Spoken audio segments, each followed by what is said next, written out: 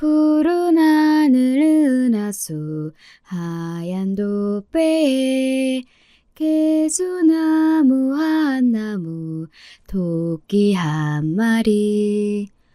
나의 고아를 막론하고 이 노래를 모르는 한국 사람이 있을까요? 여러분께서 이 노래를 들으시면 어떠신가요? 어렸을 적 함께 놀던 친구가 생각나시나요?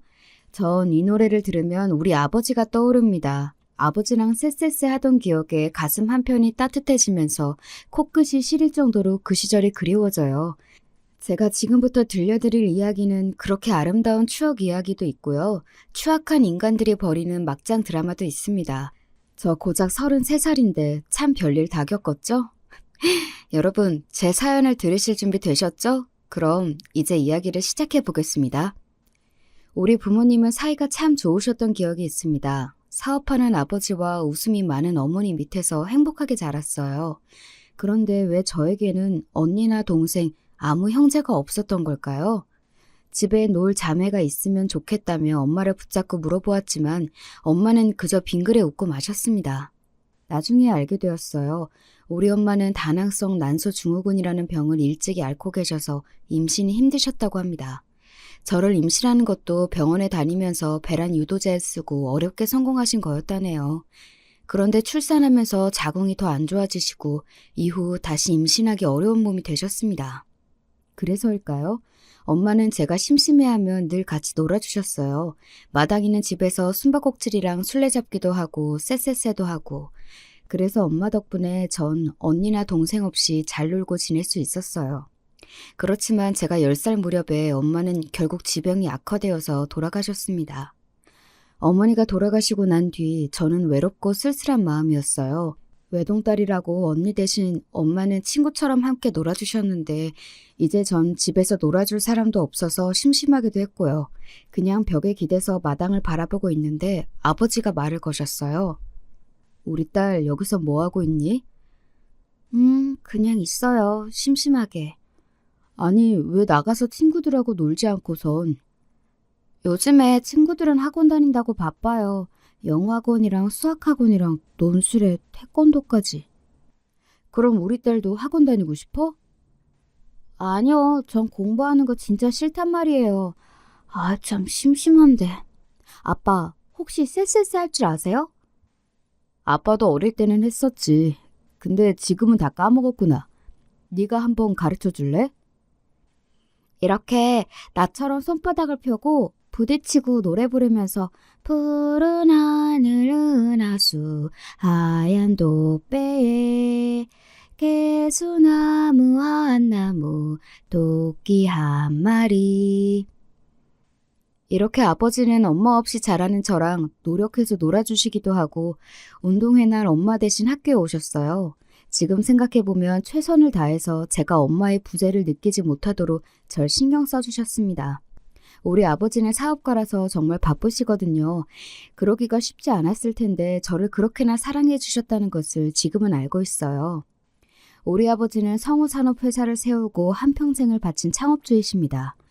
회사는 알루미늄 압출 제품 등 다양한 알루미늄 소재를 가공하는 업체인데 연매출 200억을 달성하는 알짜배기 중소기업이에요. 처음부터 회사가 이렇게 컸던 것은 아니었습니다.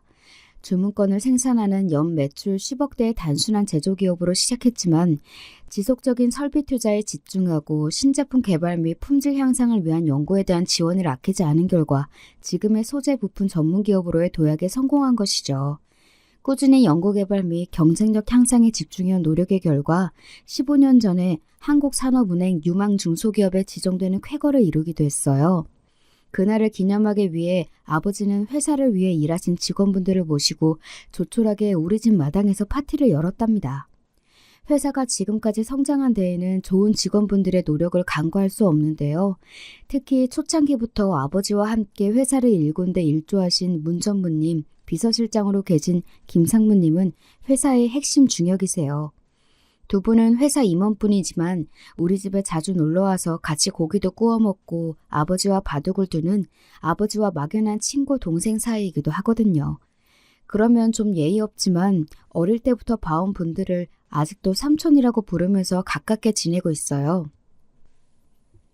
아버지의 사랑을 듬뿍 먹고 자라난 저는 아쉽게도 좋은 머리나 야망을 갖추지 못했습니다. 아무래도 아버지를 닮지 못했나 봐요. 그럭저럭 서울 중위권 대학을 졸업하고 나서 마땅히 할 일이 없었는데 여행사를 운영하는 아는 언니가 여행 작가를 제게 제안해 왔습니다. 그 여행사에서 파는 여행 상품을 직접 다니면서 사진도 찍고 여행기를 써서 홈페이지에 올리는 일이었어요. 제가 좋아하는 여행도 마음껏 할 수 있었고 시간이나 장소에 구애받지 않는 자유로움에 끌려서 여행 작가로 잘 지내고 있는데 어느 날 아버지가 진지하게 말씀하셨습니다. 내 건강이 언제까지 괜찮을지 몸이 허락해줄지 모르겠구나. 네가 어서 결혼하고 안정된 가정을 이루어야 아버지가 안심할 수 있을 것 같다. 이 아비가 눈여겨보고 있는 신랑감이 있는데 한번 만나보겠니? 제가 남자친구가 있는 것도 아니고 아버지가 이렇게 간곡히 말씀하시는데 그 뜻을 따라야죠. 아버지가 소개해준 남자는 아버지 회사 직원 중 초고속 승진한 김지훈 과장이었습니다. 직접 만나본 지훈 씨는 이병헌을 닮은 잘생긴 얼굴의 남자였습니다. 어떤 여자라도 만나본다면 호감 가질 만한 남자였는데 남자의 외모를 그리 따지지 않는 저이지만 막상 잘생긴 남자가 좋긴 좋더라고요. 사장님 소개로 나오기는 했지만 제 생각보다 더 아름다운 여성분이시네요. 처음 뵙겠습니다. 김지훈이라고 합니다. 저도 반가워요, 지훈 씨. 아버지가 회사분을 소개해 준다기에 기대 안 했는데 지훈 씨야말로 참 잘생기셨네요. 네? 아버지요? 그럼 수혜 씨가 사장님의 따님이셨다는 말씀... 저는 미처 몰랐습니다. 사장님이 그저 소개해 줄 아가씨가 있다고만 하셨는데... 그러셨군요. 아버지도 참 짓궂으세요. 사장 딸이라 제가 부담스러우신 건 아니죠? 당황해서 부끄럽다는 듯 얼굴을 붉히니 그가 귀여워 보였습니다. 저보다 3살이 많았지만 말이죠.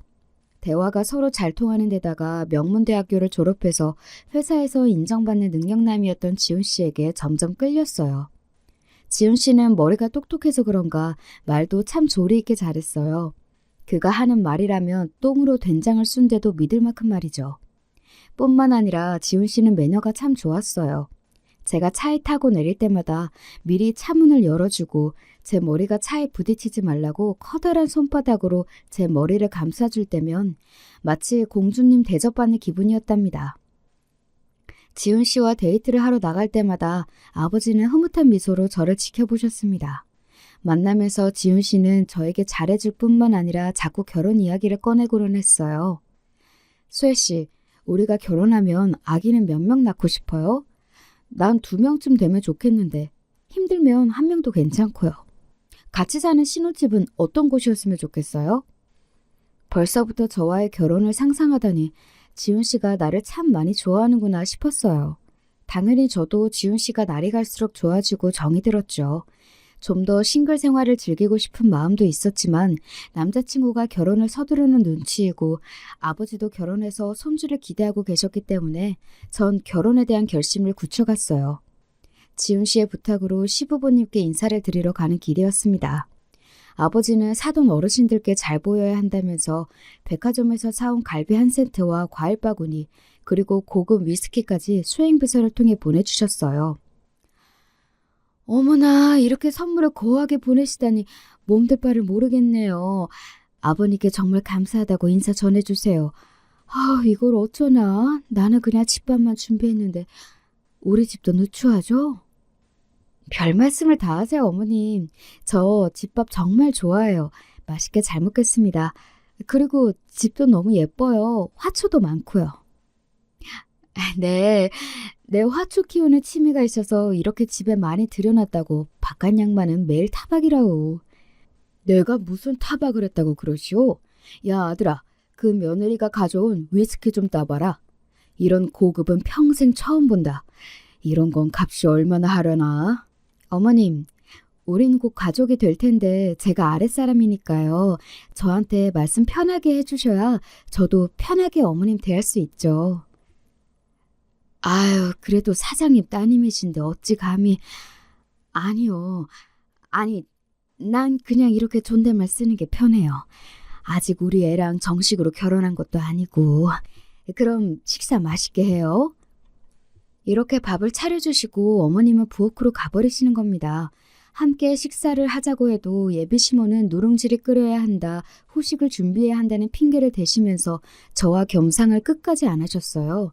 하지만 저에게 친절히 잘 대해주시고 이런저런 간섭을 하실 분은 아닌 것 같아서 걱정하던 시댁 스트레스는 없겠구나 싶어 안심이었죠. 식사를 마치고 나서 저는 혼자 시댁을 둘러보았습니다. 그리고 지훈 씨가 쓰는 방을 구경하다가 책상 서랍에서 이상한 것을 발견했어요.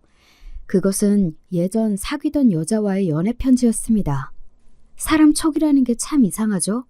왜인지 두 번째 서랍을 열어보고 싶어져서 열어보았더니 저기 안쪽 구석에 살짝 구겨진 채로 하늘색 편지 봉투가 보이는 거예요.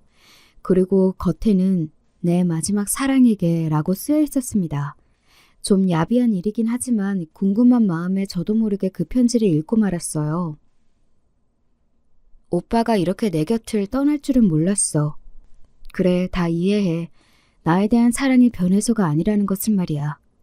그래도 얼마나 떨어져야 우리는 다시 만날 수 있는 걸까? 당장 내 옆에 없는 당신을 오늘도 그리고 있어. 기다릴 거야, 죽을 때까지. 그리고 당신의 마음도 나와 같을 거라고 생각해. 아마 지훈 씨가 헤어지자고 하고선 여자가 못 잊고 보낸 편지 같은데 좀 소름 끼쳤어요. 죽을 때까지 못 잊고 기다린다니. 전 아직 그런 열정적인 사랑을 못 해봤기 때문일까요? 섬뜩한 느낌마저 받았어요.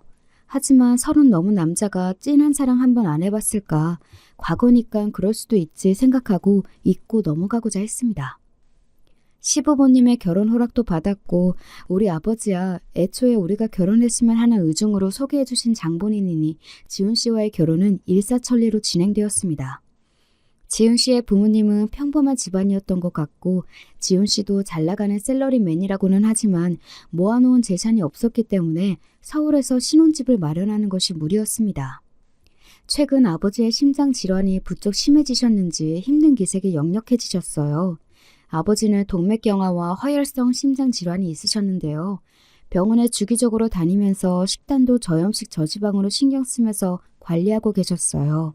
하지만 이제 나이가 60대 후반에 접어들고 사업을 하다 보니 높은 스트레스 상황에 자주 노출돼서인지 의사는 각별히 건강관리에 유의해야 한다고 했습니다. 이런 상황에서 굳이 방도 많고 넓은 친정집을 두고 분가할 필요가 있을까 싶어서 조심스럽게 지훈 씨에게 말을 꺼냈죠.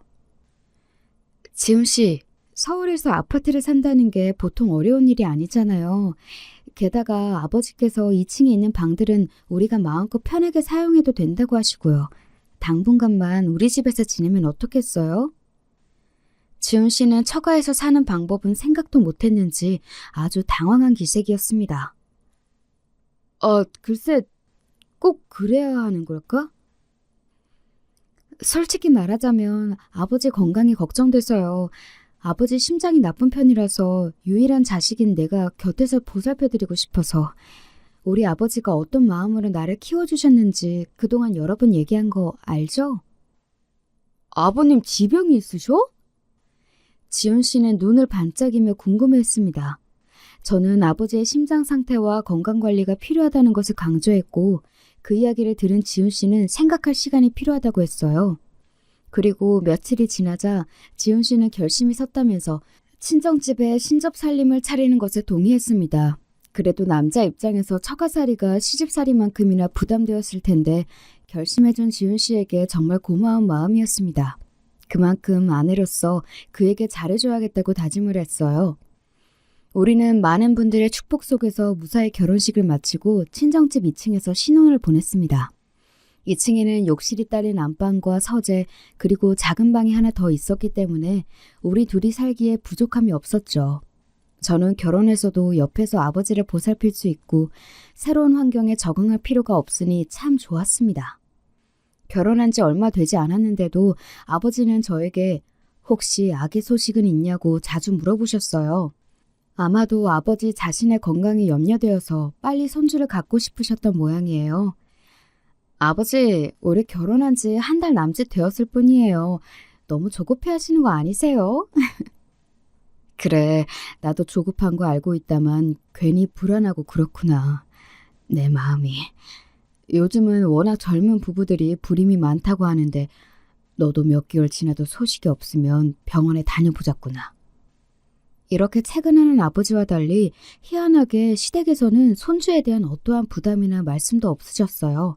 시아버님은 우리 아버지보다 더 나이가 많으셨고 남편 역시 집에서 외동아들이었기 때문에 후손에 대한 집착이 남다를 줄 알았는데 말이에요. 처가살이도 허락해 주시고 며느리에게 손자 타령도 안 하시는 이해심 많은 시부모님이라 감사하다고 생각했을 뿐이죠. 하지만 하늘을 봐야 별을 따지요. 여러분 앞에서 말씀드리기 좀 부끄럽지만요. 우리 부부는 결혼해서 잠자리를 자주 갖지 않았답니다. 한 달에 한두 번 할까 말까 손에 꼽을 정도였어요. 30대 초반의 왕성한 남자인데 회사 일로 매일 피곤하고 바쁘다는 핑계로 그는 저와의 잠자리를 피했어요. 그런가 보다 그를 이해하려 했지만 몇 달이 지나도 이 상황이 나아지지 않자 저 역시 자존심이 상해서 그에게 잠자리를 요구하지 않았고 잠도 따로 잤습니다. 하지만 아버지의 손주에 대한 열망을 알기에 우리는 의무적으로 한 달에 딱 한 번만 배란일에 맞춰서 관계를 가졌습니다. 그래도 사랑이 부족해서인지 횟수가 부족해서인지 악인이 생기지 않았어요. 그렇게 1년이 지나자 불안함을 느낀 저는 남편에게 불임시술을 권했어요. 불임시술? 아직 우리 나이가 젊은데 뭐 하러 그런 것을 해? 아무리 젊더라도 피임하지 않았는데 아무 이유 없이 6개월이 넘도록 임신이 안 되면 난임이라고 보는 것 같더라고요. 우리 아버지가 얼마나 후손이 급한 상황인지 당신도 알잖아요. 협조해주세요. 그렇지만 남편은 끝까지 협조해주지 않았습니다. 난임 클리닉도 시험관 시술도 남편의 협조 없이는 모두 할 수가 없었기 때문에 저는 달리 방도가 없었어요. 저는 매일 한숨만 나왔습니다. 연애 시절에는 그렇게 나를 공주 대접해주면서 잘하던 남자가 결혼도 일찍 하자고 성하더니 막상 결혼하고 나니 나를 찬밥 심세 취급하는 것만 같았고 결혼 생활이 이렇게 지루하고 김 빠진 맥주 같을 줄은 몰랐으니까요. 아버지는 장차 자신의 사장 자리를 남편에게 물려줄 생각이셨는지 남편은 누구보다 빠른 승진을 했습니다. 그렇게 해주면 더 아버지에게 감사해야 하고 저에게 잘할 줄 알았지만 결과는 정반대였어요. 그가 높은 자리를 가면 갈수록 더 바쁜 그와 집에서 마주치는 시간은 줄어만 갔어요. 게다가 저를 비롯한 모든 것에 대해 불만이 가득 찬 듯한 느낌이었습니다. 남편의 짜증과 신경질이 날로 늘어나고 눈빛은 차가워졌어요. 도대체 요즘 당신 왜 그래요? 회사 일이 잘 안 풀리나요? 아님 뭐 다른 문제라도 생겼어요? 부부끼리 서로 말을 해야 알죠. 정말 눈치 없는 여자군. 정말 모르겠어? 난 이 집에 들어오는 게 숨이 막혀. 여기는 내 집이 아니야. 당신과 당신 아빠의 집이지. 집에 들어오면 마음 편하게 쉬기도 하고 그래야 하는데 툭하면 회사 일을 논의하자고 집에서 시도 때도 없이 부르시는 장인 어른도 싫고 나를 남편으로 존중하지 않는 당신 태도도 신물이 나. 전 이해가 가지 않아요. 제 어떤 태도가 당신한테 그렇게 느껴지는 거죠? 당신 건강 때문에 아침 일찍 녹즙도 갈아주고 요모조모 신경을 쓴다고 쓰고 있는 것 같은데. 그런 걸 남편인 내가 일일이 말해야 하나? 일단 이 집에 있는 것 자체가 숨막히니까 난 아무래도 따로 나가 살아야겠어. 그리고 남편은 정말 회사 근처에 오피스텔을 얻어서 일주일 중 4, 5일은 거기에 머물고 우리 집에는 잘 오려고도 하지 않았습니다. 참다 못한 저는 아버지께 분가를 말씀드릴 수밖에 없었습니다. 지금 남편은 분가하고 싶다고 제게 시위하는 것일 테니 말입니다. 분가 얘기에 아버지는 내심 서운해하셨지만 이해하신다면서 직접 좋은 동네에 아파트를 매입해 주셨습니다. 저는 남편과 화해하고 싶어서 분가 얘기를 할 겸 남편이 지내는 오피스텔에 갔어요. 그리고 남자 혼자 사는 집이 오죽할까 싶어서 집 정리와 청소를 할 겸 말이죠. 저는 그곳에서 뜻밖의 물건을 발견하고 맙니다. 여성용 스타킹이 욕실 수건걸이에 걸려있는 거예요. 돌아온 남편에게 그것을 눈앞에 보여주고 물었죠. 당신, 이곳이 도대체 뭐예요? 미안해. 그때 내가 너무 마음이 힘들어서 잠깐 술집 여자랑 오피스텔에서 정말 한 번뿐이었고 하룻밤 실수였어. 다시는 있을 수 없는 일이야. 남편은 진심으로 뉘우치고 반성했습니다. 우리가 갈등으로 서로 소닥 보듯 할 때였으니 남자의 욕구를 푸는 그냥 그런 하룻밤이었을 거야. 저는 힘들지만 결국 그의 잘못을 용서했고 우리는 분가해서 함께 살았습니다. 한동안 남편은 전보다 집에 잘 들어오고 저에게도 잘하려고 노력하는 모습을 보였어요. 그러던 어느 날 남편 심부름으로 급작스럽게 저는 시댁에 가야 했습니다. 시부모님은 평소에도 시가에 오라고 부르시지도 연락도 잘 안 하셨어요. 매달 보내드리는 100만 원의 용돈만 오면 저에게 아무 상관도 하지 않은 분들이셨기에 참 오랜만에 시댁 방문을 한 것이었습니다. 시댁 현관 앞에서 기다리자 당황하며 문을 열어준 시모 뒤로 처음 보는 여자 두 분의 손님이 계셨어요. 아니, 네가 갑자기 우리 집에 무슨 일이냐? 출발하기 전에 몇 차례 어머님께 전화드렸는데 바쁘신지 안 받으시더라고요. 남편이 예전 대학교 때 모아놓은 공부 자료를 가져오라고 저를 보냈어요. 그런데 손님이 와 계신가 봐요. 안녕하세요. 전 며느리 되는 최수혜라고 합니다. 시모는 놀란 표정을 거두고 이내에 아무 일 없었다는 듯이 저에게 손님들을 소개해 주었습니다. 여기 이 사람은 내 오랜 친구 정숙이. 그리고 얘는 정숙이 딸이야. 얘가 이화여대 피아노학과 나온 유명한 피아니스트였는데 지금은 피아노 학원 선생님 하고 있다. 아주 참하고 괜찮은 얘야. 그런데 제 인사에도 그들의 저를 보는 시선은 왠지 불편한 느낌이었습니다. 얘기 들었어요. 지훈이 철하고. 나는 시어머니 되는 사람과 절친한 사이라서 자주 이 집에 드나드는데 정작 며느리 얼굴은 처음 보는 것 같네. 어머님 자주 뵙고 잘 좀 대해드려요. 네, 그래야죠. 시모의 친구는 못된 신우이인 양 저를 훈계하는 것 같아서 기분이 별로였지만 그저 넘어갔습니다. 아이고, 얘한테 왜 그래? 내가 부담스러워서 애들 오지 말라고 한다, 야. 며느리 너는 얘 말 신경 쓰지 마라. 불편해진 분위기를 바꿔보고자 저는 시모 친구 따님을 보며 칭찬을 건넸어요. 따님이 얼굴도 참 예쁘시네요. 어머님이 추천하실 정도의 재혼이시면 어떻게 제가 좋은 신랑감을 소개해 줄까요? 저는 친근하게 물었습니다. 그런데 그녀는 싸하게 웃으면서 이러는 겁니다. 저는 눈이 꽤 높은데 과연 제 기준에 맞춰주실 수 있을까요? 지훈 오빠? 그 정도면 만족할 수 있을 것 같은데 그런 신랑감이 있다면 모를까. 저 기분 좋으라고 하는 농담이죠? 우리 남편을 그렇게 괜찮은 남자라고 칭찬해주는 걸로 들을게요. 정말 그렇게 생각하세요? 그런데 어머나, 언니 피부가 많이 상하셨네요. 결혼식 때 봤을 때 이 정도는 아니었는데 지금 보니까 좀... 그때는 신부 화장을 해서 몰라봤나? 지훈 오빠는 연예인급으로 잘생겼는데 언니는... 너무 외모가 차이가 나서 괜찮을까 모르겠네. 저는 호의로 대해주었는데 그 피아노 선생은 저에게 억하심정이 있는 듯이 못되게 말하는 거 있죠? 말을 비꼬면서 제 외모를 비하하기까지 하고 나보다 어린 게 되게 쌀쌀맞게 구네. 너 진짜 성격은 별로구나. 속으로 생각하고 그 모녀와 앞으로 상종하지 말아야겠다 싶었죠.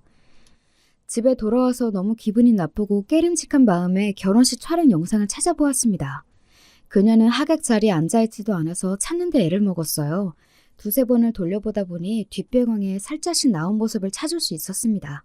처음에 전 귀신이라도 본 것처럼 등골이 오싹했어요. 기쁜 결혼식 자리에서 혼자 눈물을 흘리기도 하고 우리 부부를 째려보고 있는 거죠. 그것도 스토커나 귀신처럼 기둥에 숨어서 말이에요. 아니, 도대체 저 여자가 왜 내 결혼식에서 저러지?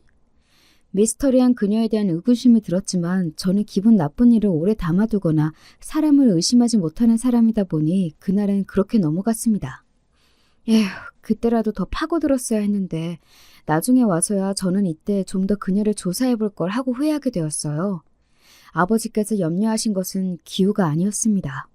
분가한 지 2달도 채 되지 않아서 갑자기 아버지가 회사에서 쓰러지셨다는 소식을 듣고 아버지가 계신 병원으로 달려갔어요. 하늘도 무심하시지. 아버지는 이미 의식을 잃고 혼수 상태에 빠져 계셨던 것입니다. 강상무님, 이게 도대체 어떻게 된 일이에요? 멀쩡하시던 아버지가 왜 갑자기 이렇게 되셨죠?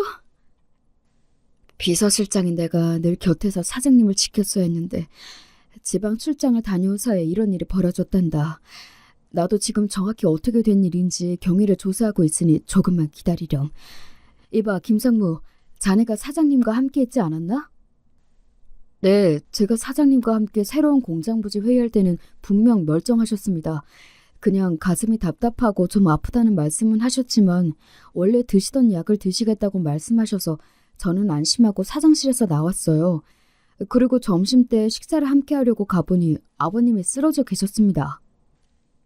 아버지의 주치의는 아버지가 갑작스러운 충격으로 허혈성 심장 질환이 악화되어 급성 심근경색이 발병한 것 같다고 했습니다. 지금으로서는 수술이나 여타 다른 방법이 없어서 아버지 스스로 의식을 차리시는 것을 기다릴 수밖에 없다고요. 저에게 유일한 가족인 아버지가 잘못되신다는 생각만으로도 저는 정신이 아득해졌고 실신한 것처럼 세상이 빙빙 도는 기분이었습니다. 아무래도 당신 안 되겠다. 이러다가는 당신까지 잘못되고 말아. 당신도 입원해서 처치를 받아야겠어. 남편의 권유대로 병원에 입원해서 며칠 지내면서 저는 몸을 회복하고 있었습니다. 그런데 갑자기 비서실장 강상무님이 저를 다급히 찾아오셨어요. 수혜야, 큰일이다. 사장님이 못 일어나는 동안 너의 남편이 못된 짓을 꾸며서 회사를 꿀할 속셈인 것 같아. 네? 설마 아버지가 이런 일을 당하신 중에 그 사람이 그럴 리가요. 아버지가 병원에 오신 다음 날 아버지 회사 변호사가 남편과 함께 회사에서 중대 발표를 했다고 합니다.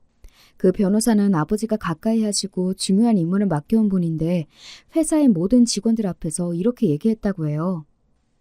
사장님께서 쓰러지시기 전에 이미 작성하신 유언장이 있는데 만일 혹시 모를 사태를 대비하기 위해 사장석의 공석일대를 대비해서 작성해 두신 것입니다.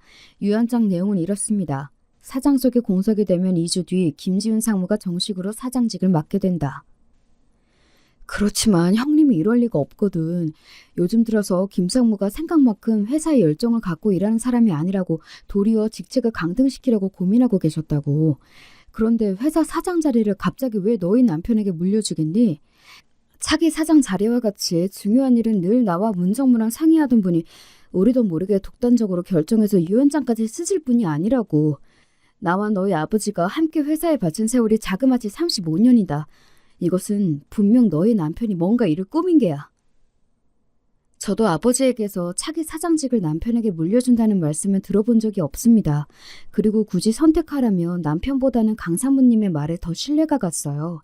강상무님은 저에게 이 일을 조사해서 해결할 방법을 찾겠다고 돌아가셨어요. 병원에 누워있던 저는 참으로 심란했습니다. 믿고 있던 남편이 정말 이 모든 일을 꾸민 걸까요? 우리 아버지가 갑자기 저렇게 되신 것도 그 사람 때문일까요? 저는 한없이 괴로웠지만 이대로 가만히 누워있을 수만은 없었어요. 그리고 아버지가 계신 병실에 가서 아버지 앞에서 목 놓아 울었지요. 아버지, 이러고 계시면 어떡해요? 강사모님 말대로 남편이 아버지를 이렇게 만든 거예요? 회사를 차지하려고 계략을 꾸민 거냐고요? 아버지는 다 알고 계시잖아요. 이렇게 누워있지만 말고 어서 일어나세요. 어서요. 제 서러운 외침에도 아버지는 평온한 얼굴로 누워 계실 뿐이었습니다. 병원에서 나와 집에 들어가자마자 저는 못 볼 광경을 보고 말았어요. 여러분, 앞에서 말했던 추악한 자들이 벌인 짓을 이제부터 감상하실 차례입니다. 우리 집 현관문 비밀번호를 누르는데 자꾸만 오류가 뜨는 것입니다. 이상해서 재차 누르려는데 누군가 현관문을 열어주고 제 앞에 서 있는 거예요. 그 사람은 지난번 시댁에서 우연히 마주쳤던 그 재수없는 시모 친구 딸이었어요. 당신이 왜 우리 집에 있는 거야? 그리고 제멋대로 현관 비밀번호까지 바꿔놓고? 집에 들어서서 보는데 거실에는 온통 처음 보는 가구들이 들어차 있었습니다. 이제부터 오빠와 내가 살 집이니까 비밀번호는 변경했어요. 어때요? 가구들이 정말 고급스럽죠? 명색이 사장딸이라면서 당신 안목이 그렇게나 떨어지는지 몰랐어요. 예전에는 촌스러운 가구들만 있더라고. 그래서 나에게 걸맞은 좋은 가구로 싹 바꿔놓았는데 정말 아름답지 않아요? 지훈 오빠는 당신과 결혼한 가정이 있으면서도 외로워했고 나를 통해 삶의 의미를 찾고 있다고 했어요. 그러니까 네가 결혼한 내 남편을 꼬드겨서 만나왔다. 사실 나는 상간녀이다 뭐 이런 거야? 아니, 네 남편은 처음부터 내 것이었어. 너는 그저 그 회사를 물려받기 위해 이용했을 뿐인 허수아비였다고. 지훈 오빠는 자기가 사장 자리를 빼앗고 나면 나에게 사장 부인 자리를 줄 거라고 약속해왔어. 나는 그 증거들도 다 갖고 있다고. 녹음본과 각서 등등 말이야. 내 말이 정 의심스러우면 보여줄 수도 있어.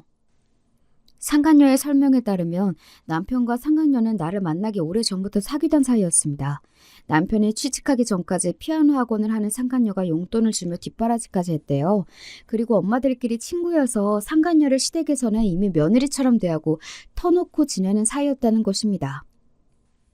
그런데 우리 회사에 들어온 남편은 회사 사장 외동딸과 결혼하면 사장 자리를 노릴 수 있겠다는 계산이 있었던 것입니다.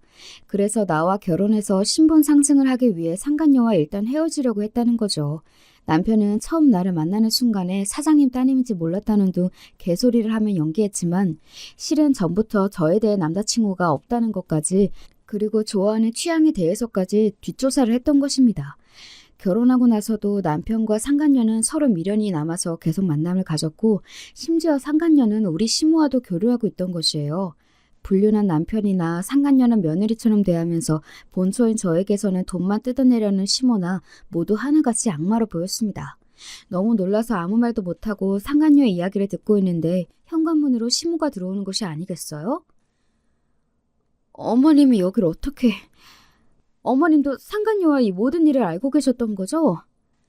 그동안 제 앞에서 친절과 예의를 가장해온 시모는 빙글빙글 비웃으면서 이렇게 말하는 것이 아닙니까? 그래, 맞다. 우리 혜진이는 이미 오래전부터 지훈이와 사랑하는 사이였고 며느리감으로도 손색이 없었지. 너는 우리 지훈이가 사장 자리에 오르기 위한 발판일 뿐 아무것도 아니었단 말이다. 아 참, 너 아기 갖고 싶어 했지? 왜 너희 부부에게 아기가 안 생겼는 줄 알아? 그건 바로 내 아들이 정관 수술을 했기 때문이야. 너하고 사이에서 자식을 갖지 말라고 내가 그 애를 수술하게 만들었다. 어차피 너희 회사 뺏고 나서 너는 버릴 건데 괜히 자식이 있으면 여러모로 골치 아프지. 혜진이랑 재혼하고 비로소 친자식 만들 거라는 계획이었단 말이지. 시모의 말은 비수가 되어 제 가슴을 후벼 팠습니다. 결혼해서 임신이 되지 않아서 애달파했던 지난 순간들이 떠올랐어요. 매일 아기를 보내달라고 하나님께 기도하고 심지어 새벽 기도까지 나가보았습니다. 어디 누가 이런 게 임신에 좋다더라 흘리는 말도 허투루 듣지 않고 시도해보고 했던 제가 떠올랐어요. 그런 저를 보고 남편과 시모 그리고 상간녀까지 얼마나 저를 보고 비웃었을까요? 그리고 우리 아버지는 불쌍해서 어떻게 해요? 그렇게나 손주를 바라셨는데 차기 우리 회사를 물려줄 손주를 기다리셨는데 말이죠. 그 모든 이유가 남편이 정관수술을 했었다니 애초에 임신이 불가능했던 것이 아닙니까? 저와 아버지까지 바보로 만든 남편을, 시모를 용서할 수 없어요. 절대로. 더 이상 그 여자들의 꼴을 못 보고 우리 집에서 나갔어요. 절망스러운 상황에서 저는 본가로 들어갔습니다. 그리고 놀란 가슴을 진정시키고 어떻게 하면 회사와 내 집을 되찾아올 수 있는지 그들에게 속 시원히 복수할 방법은 없는지 궁리했어요. 그리고 본가에서 두문불춘하고 있는데 문 전무님이 저를 찾아오셨어요. 수혜야, 지금 회사에서 무슨 일이 벌어지고 있는지 알고 있느냐? 김상무 그 개자식은 대놓고 이제 회사는 내 거야 라며 사장처럼 굴고 있다. 오랫동안 함께 회사에 재직한 원로 직원들에게 막대하고 있어. 나이가 들었으니 어서 퇴사하라고 압박을 가하고 있단다. 특히 사장님과 동고동락한 창립 멤버인 나와 비서실장에게는 치욕스럽게 굴고 있지. 그놈이 그 정도로 강교한 놈인지도 모르고 능력이 있다며 그렇게 승진을 시켜주었구나. 그리고 내가 열불이 나는 것은 그놈 불륜녀가 이미 사장 부인인 척 회사에 드나들고 있는 것이다. 회사 소문은 또 얼마나 흉흉한 줄 아느냐? 창업주의 딸인 네가 버젓이 있는데 형님도 쓰러지신 거지 아직 돌아가신 게 아니잖아. 그런데 그놈이 그렇게 아나무인으로 회사의 분위기를 흐리고 있어. 문 전무님의 이야기를 듣고 나니 저는 더 죽을 것처럼 답답해졌습니다. 남편과 시모 그리고 상간녀까지 쳐 죽이고 싶을 만큼 분노는 활활 타는데 딱히 해결할 방도가 없는 것이에요.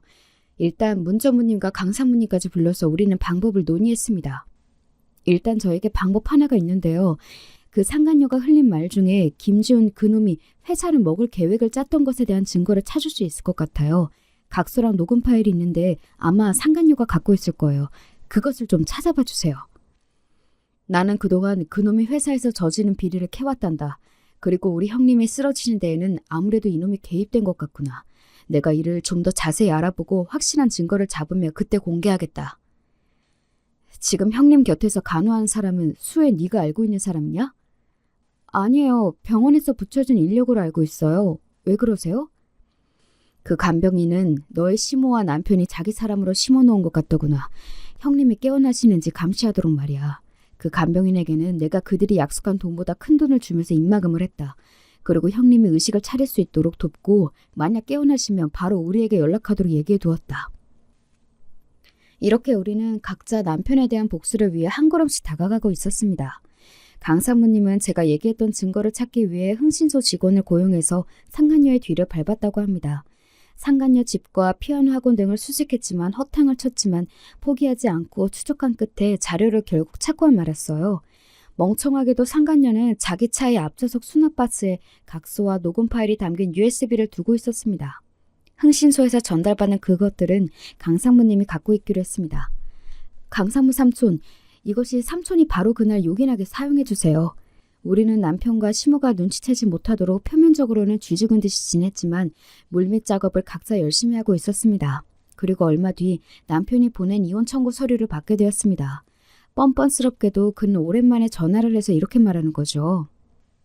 아버지 그렇게 되시고 어째 너도 조용해지는다? 이제야 상황 파악이 다 되었어?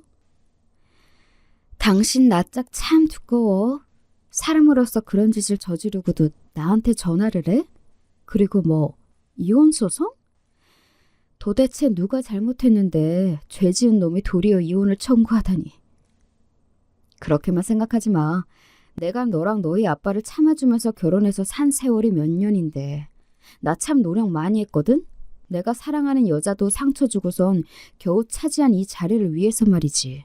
이미 내가 이 회사 사장이 된 것은 기정사실이고 회사 밖에까지 널리 알리기 위해서 취임식을 성대하게 열까 해. 지역 구의원이나 명사들도 많이 참석하고 나의 취임을 축하해야지. 그런 자리에 너나 문전무, 강사무도 빠질 수 없잖아? 3일 뒤에 신라 호텔에서 열 거니까 예쁘게 차려입고 와서 나를 축하해줘라. 사람이 이렇게 짐승 같을 수가 있을까요? 악한 마음과 뻔뻔함이 지나친 이 남자의 말을 지금은 그냥 참고 들어주었습니다. 하지만 저는 마음속 깊이 칼을 갈고 있었죠. 그래, 조금만 기다려라. 그 화려한 취임식 내가 제대로 똥물 쏟아주마. 하늘도 이런 놈은 용서할 수 없으셨던 걸까요? 제가 불쌍하셨던 걸까요? 뜻밖의 좋은 소식을 듣게 되었습니다. 아버지 주치의 의사에 급한 호출이 왔어요. 아버지 의식이 돌아오셨어요. 어서 와보세요. 그리고 강상무와 문전무님도 간병인의 호출로 급히 병원으로 오셨습니다. 저는 병원으로 가는 길에 변호사에게 연락해서 한시라도 빨리 병원에 와달라고 했어요. 병원에 가보니 아버지는 겨우겨우 눈도 깜빡이고 입도 조금씩 움직이셨습니다. 아빠, 정신이 드세요? 괜찮으세요? 아버지는 기운이 없으셔서 제가 귀를 아버지 입에 가까이 대야 들을 수 있을 만큼 작은 소리로 말씀하셨어요.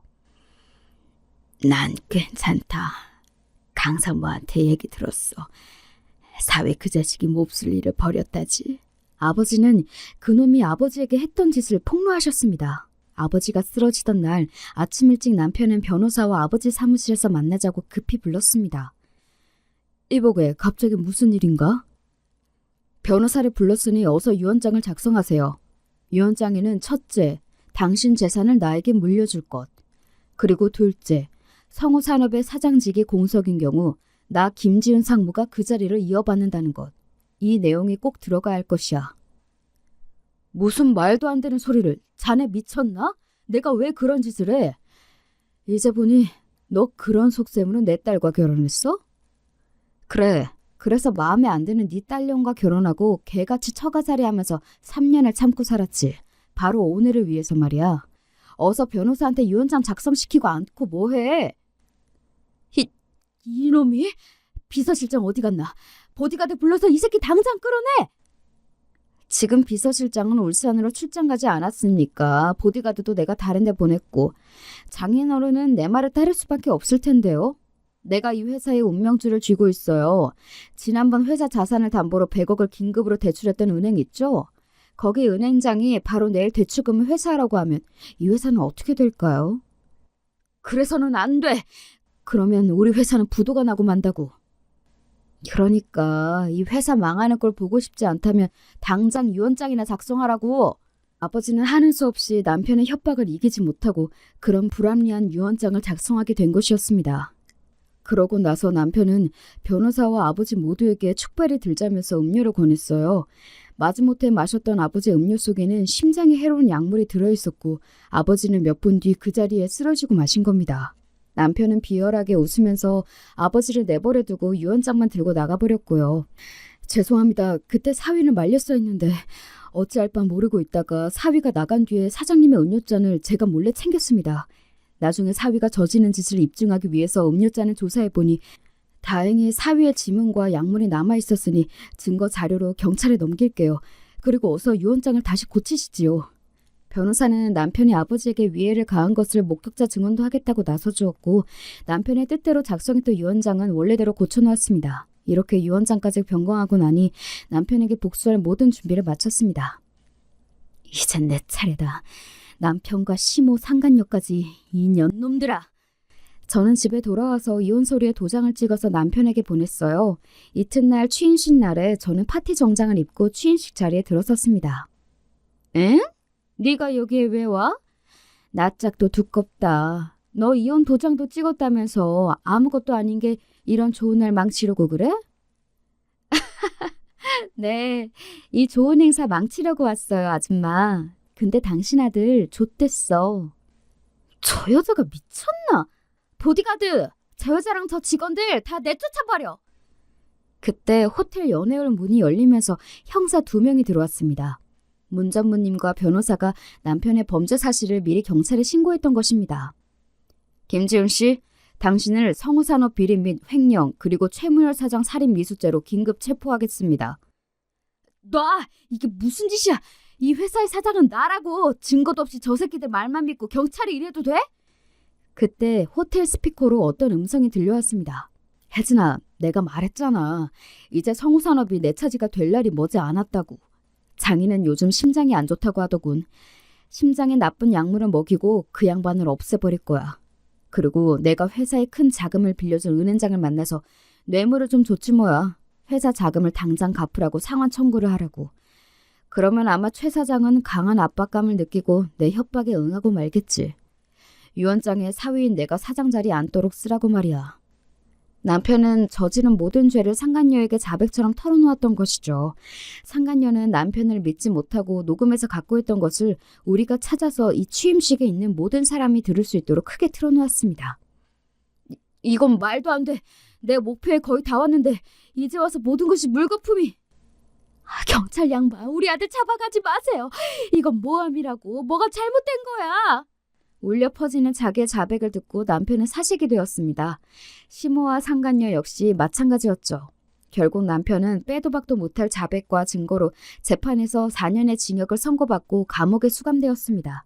시모는 알거지 신세에 감옥에 간 아들을 가진 죄인이 되었고 상간녀는 애인을 잃었을 뿐 아니라 고개 들고 이곳에 살지 못하는 몸으로 만들어버렸습니다. 저는 상간녀의 피아노 학원 앞에 플래카드를 달아놓았습니다. 극악무도한 상간녀가 여기에서 순진한 아이들을 가르치고 있어요. 또 상간녀가 한 짓들을 낱낱이 고하는 대자보를 학원문에 붙였어요. 플래카드와 대자보를 본 상간녀는 얼굴이 하얗게 질려서 본즉시 철거했지만 때는 이미 늦었어요.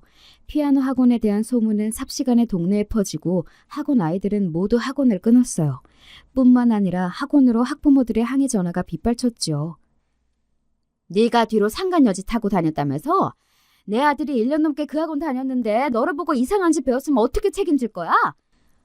어떤 아버지는 상간녀 본처를 내쫓은 악한 행실을 숨기고 교육업에 종사한 것은 기만이라면서 손해배상 청구를 하겠다고 나오기도 했답니다.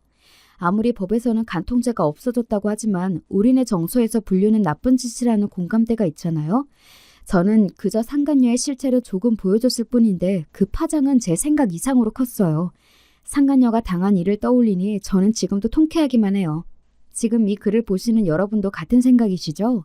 자신의 야망 때문에 불륜으로도 모자라서 장인까지 죽이려고 했던 남편과 그를 도와준 시모와 상간녀는 모두 사람답지 못한 삶을 살게 되었죠. 모두 자신들이 저지른 죄로 인해 받게 된 벌이니 당연한 결과가 아닐까요? 쓰러지셨던 아버지는 아직 병원에 계시지만 많이 호전된 상태가 되셨어요. 그리고 문전무님과 강상무님 두 분께서 함께 회사의 사장 역할을 대행하고 회사는 다시 잘 돌아가고 있습니다. 아버지는 두 분께 사장직을 물려주고 싶다고 말씀하셨지만 두 분은 한사코 아버지가 회복되고 사장직에 복직하시라면서 비워두고 있으시죠. 저는 이혼한 뒤 신혼집을 처분하고 본가에 들어와서 살고 있습니다. 그리고 결혼 전에 했던 여행 작가 일을 하고 있어요. 이렇게 저의 파란만장했던 결혼과 이혼, 그리고 회사를 놓고 버린 암투는 막을 내렸습니다. 여러분께서 재미나게 읽어주셨으면 좋겠다는 바람을 갖고 저는 물러갈게요. 날이 점점 더워지는 날씨에 건강 조심하시고 오늘도 좋은 하루 보내세요.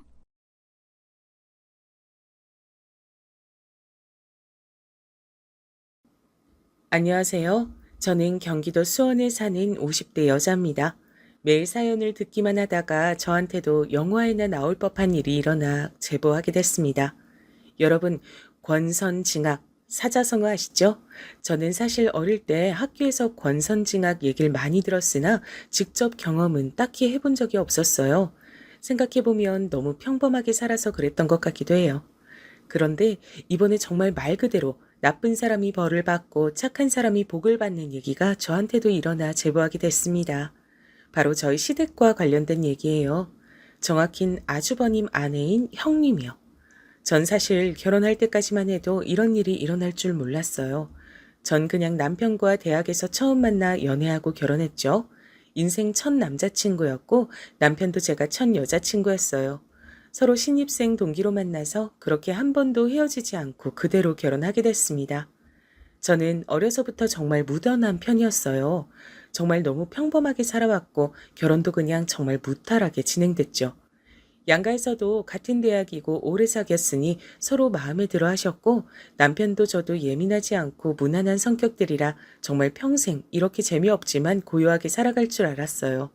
사실 제가 남편과 결혼을 결심하게 된 이유는 무심함 때문이에요.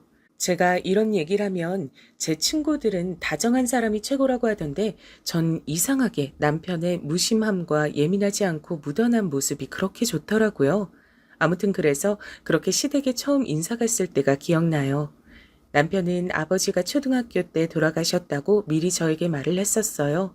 그래서 시어머니가 홀로 살고 계셨고 형이 한 명 있는데 그 형은 결혼해서 나가 산다 그랬죠. 딱 저 말만 듣고 사실 걱정을 많이 했어요. 왜냐면 홀 시어머니는 힘들 수도 있다고 주위에서 그랬거든요. 그러나 시어머니의 첫인상은 굉장히 화끈하셨어요.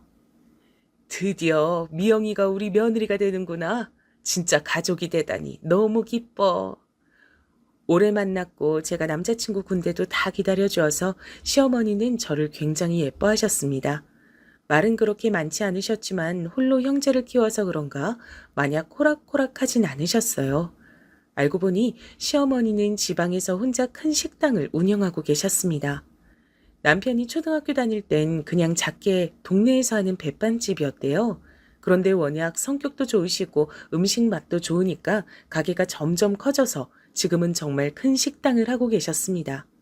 그 동네 사람이면 이름만 들어도 아는 그런 유명한 지역 맛집이요. 옆 지역에서도 놀러 오면 꼭 들리는 그런 큰 식당이에요. 방송에도 몇 번 나와서 웨이팅까지 해서 먹는 식당이랍니다. 사실 이 얘기했을 때 제가 친언니가 있는데 언니가 걱정했어요. 식당을 하는 홀어머니면 제가 수시로 찾아가서 식당 일을 도와줘야 하는 거 아니냐 그랬죠.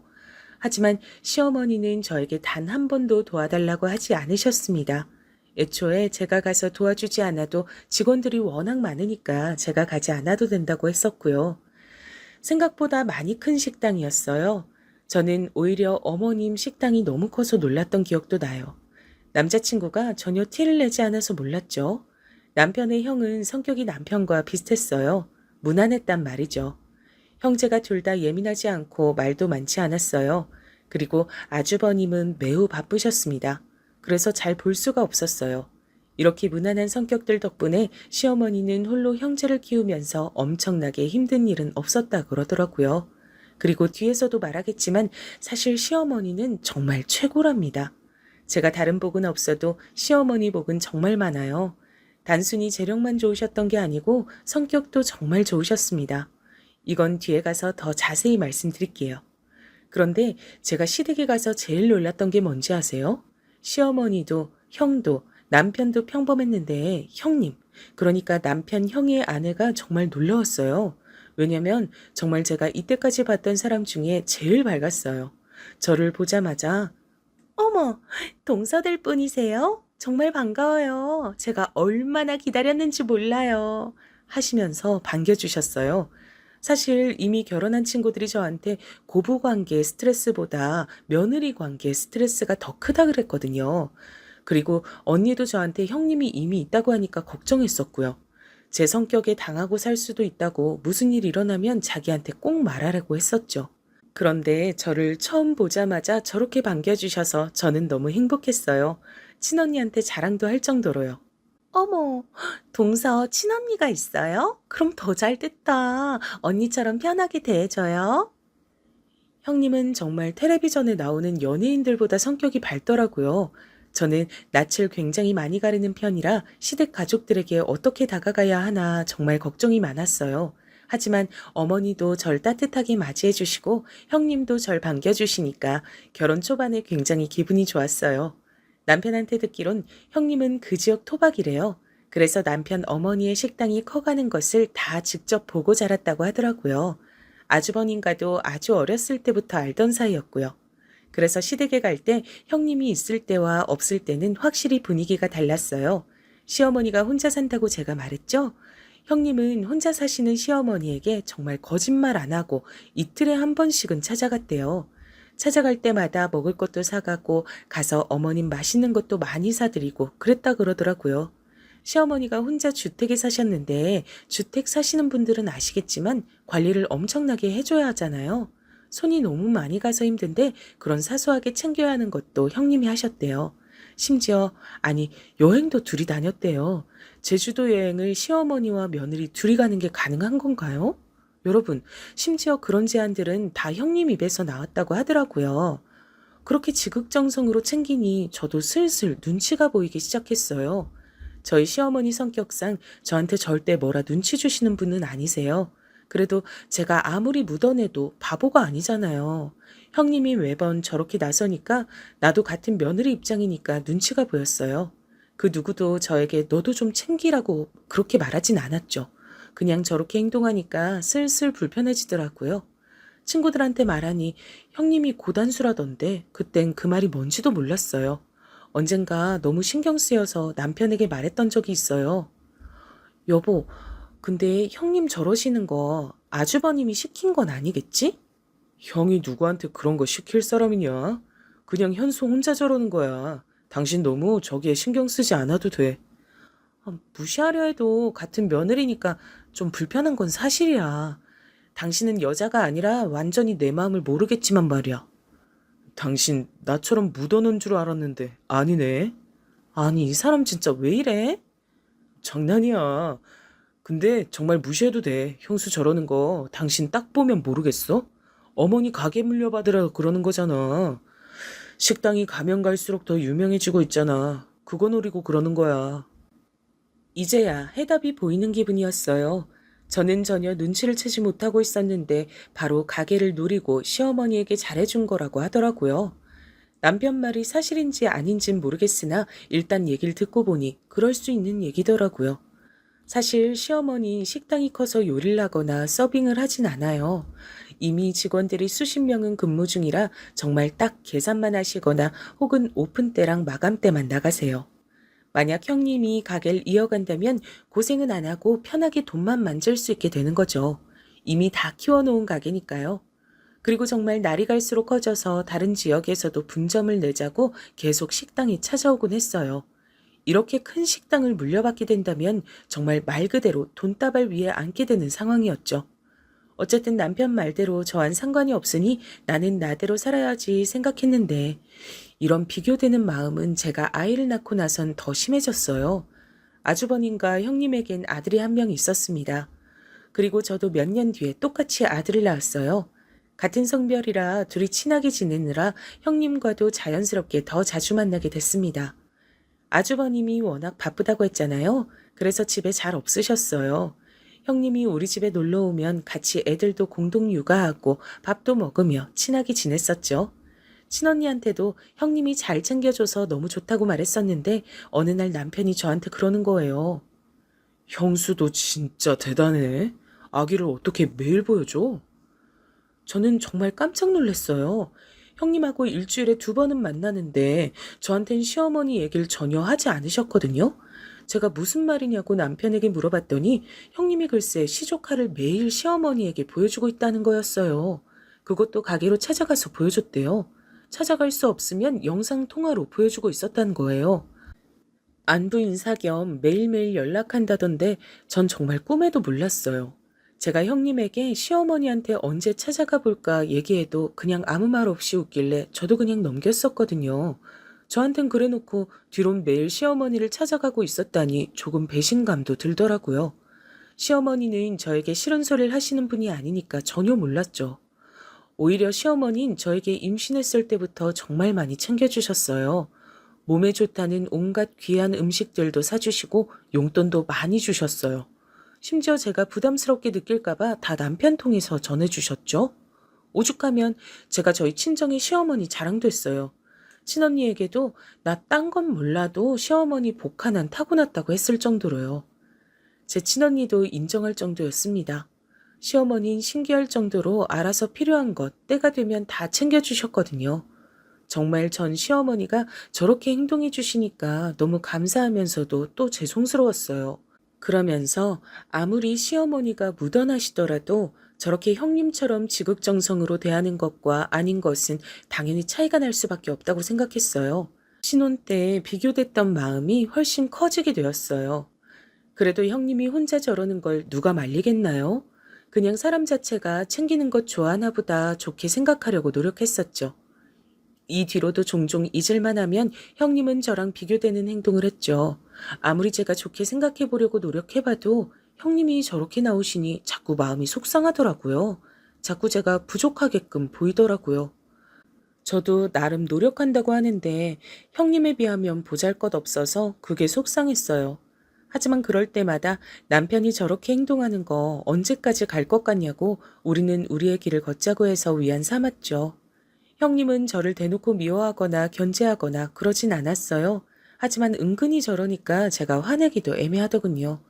그렇게 오묘한 사이로 아이들도 점점 커갔고 저도 중간에서 눈치가 조금 보이긴 했지만 남편만 믿고 의지하며 잘 지냈었어요. 아이가 초등학교에 입학하자 더 바빠져서 저도 어느 정도 내려놓고 살고 있었습니다.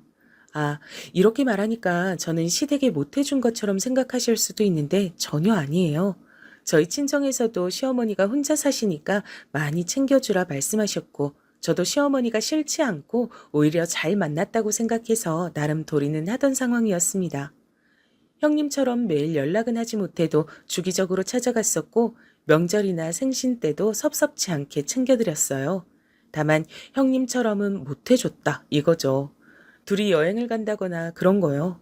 저도 나름 노력을 하고 있었지만 정말 저렇게 과하게 행동하는 사람이 나오면 어쩔 수 없이 비교되니까 그게 힘들었다는 말입니다.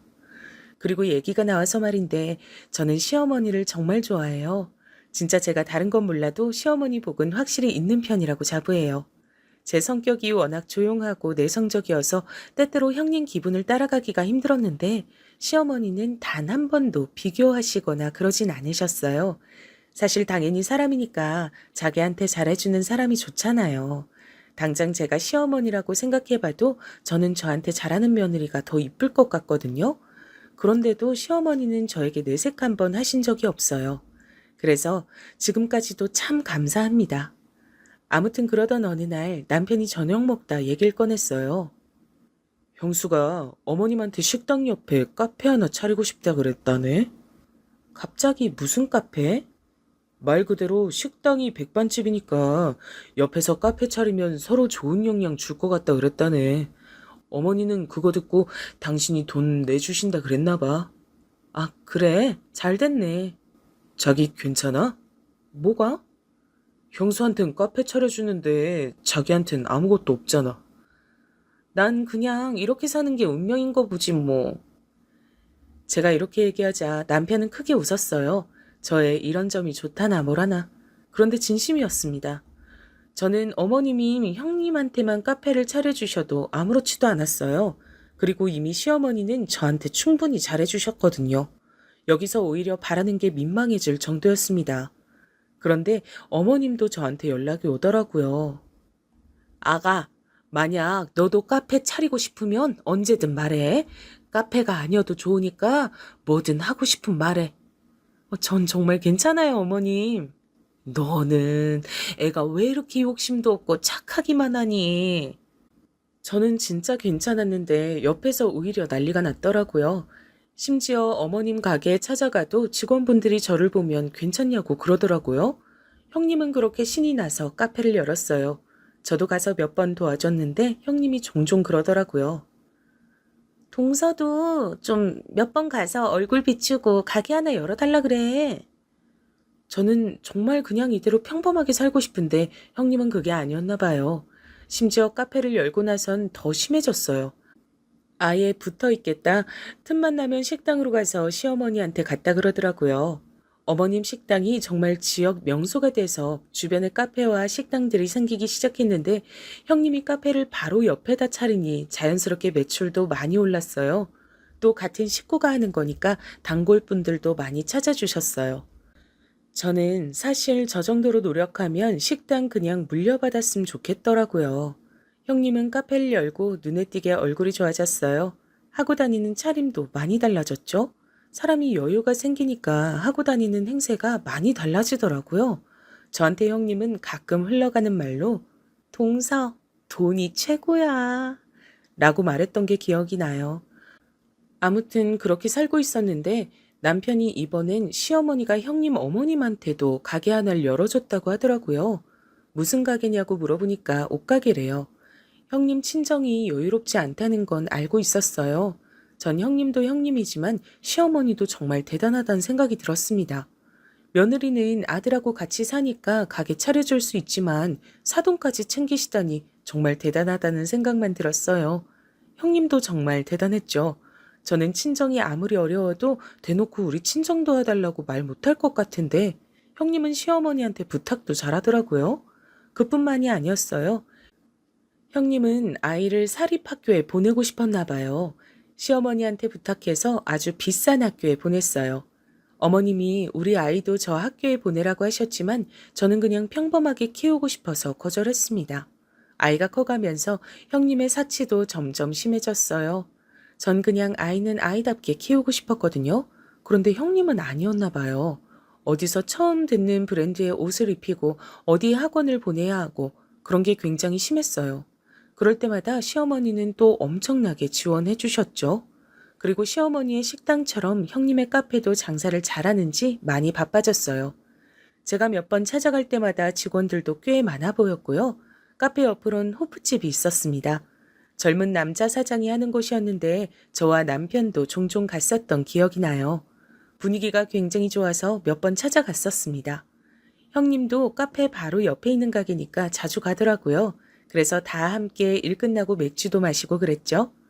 그렇게 카페 장사가 잘 되면 좋은 일이니까 전 잘 됐다고 남편에게 말했어요. 그리고 형님은 제 생각보다 돈을 정말 많이 좋아하더라고요. 카페를 열고 장사가 조금 되자 대놓고 사치를 부리기 시작했어요. 차도 좋은 것으로 새로 바꾸고 집도 이사 가고 입고 다니는 옷도 바뀌었어요.